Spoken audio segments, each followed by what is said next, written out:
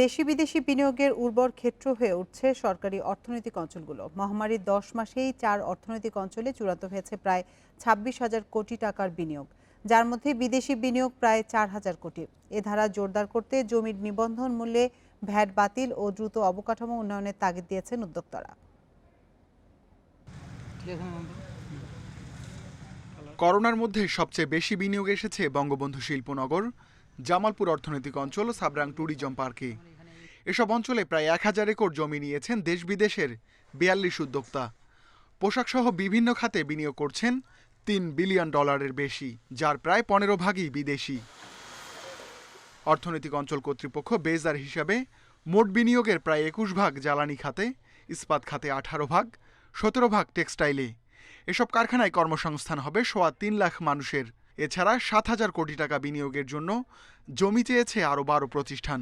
দিন রাত সেখানে কাজ হচ্ছে, অনেকগুলো ডেভেলপমেন্ট অ্যাক্টিভিটিস, রাস্তাঘাট, ব্রিজ, স্লুইস গেট, এখানে ল্যান্ড ডেভেলপমেন্ট, ইন্ডাস্ট্রি ডেভেলপমেন্ট সব কিছু হচ্ছে। এখন প্রায় 11টা ইন্ডাস্ট্রি নির্মাণ কাজ দ্রুত গতিতে চলছে।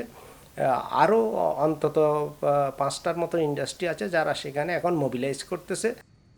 তবে মাঝপথে জমির ইজারা মূল্যে ভ্যাট আরোপ করায় বিপাকে পড়েছেন উদ্যোক্তারা। তারা জানান, এর ফলে শুধু জমিতেই খরচ বেড়েছে 15%। উদ্যোক্তারা জানান, বঙ্গবন্ধু শিল্পনগরে দ্রুতই উৎপাদনে আসবে কয়েকটি কারখানা। এসব প্রতিষ্ঠানের পণ্য আমদানি রপ্তানির জন্য দ্রুত জেটি নির্মাণের দাবি জানিয়েছেন তারা। 15% ওভারঅল ল্যান্ডের যে ভ্যালুটা আছে এটার উপর বেড়ে যাচ্ছে। এটা যেভাবে যেই ফর্মেটেই চিন্তা করা হোক না কেন, এটা তো এই জায়গাটাতে এটা আমি এখনও আশাবাদী যে এটাকে রিকনসিডার করা উচিত। ল্যান্ডের যেন কস্টটা যেন বেড়ে না যায়। যদি এটা বেড়ে যায় তাহলে কিন্তু এখানে ভায়াবিলিটির জায়গাটাতে কোনোভাবেই আমরা ইন্ডাস্ট্রি ভায়াবল করা ডিফিকাল্ট হয়ে যায়। আমরা চাচ্ছি এটা যাতে রিয়েল এস্টেট ডেভেলপারদের ক্ষেত্রে যেরকম 2% হয় সেটা করা, যদি তারা পুরোপুরি এটা উইথড্র করতে না পারে। সেজন্য ইতিমধ্যে আমরা এনবিআরে আবার নতুন করে প্রস্তাবনা দিয়েছি।